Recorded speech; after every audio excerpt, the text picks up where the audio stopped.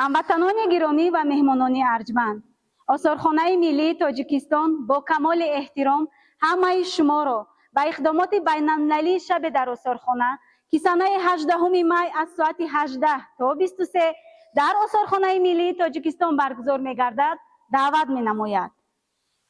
برنامه امسال به افتخار جشن 35 سالگی استقلال دولتی جمهوری تاجیکستان بخشیده شده در دایره آن 35 چاره‌بینی‌های گوناگون فرهنگی فراغتی پیشکشی تماشابینان کرده می‌شوند.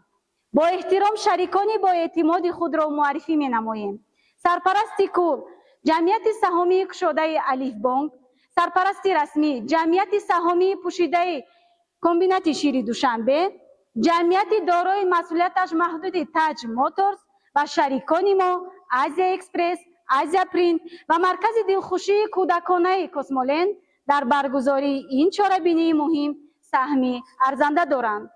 یادآور می‌شویم که در این شام تماشای آثارخانه برای مهمانان وطنی و خارجی به طور رایگان صورت می‌گیرد.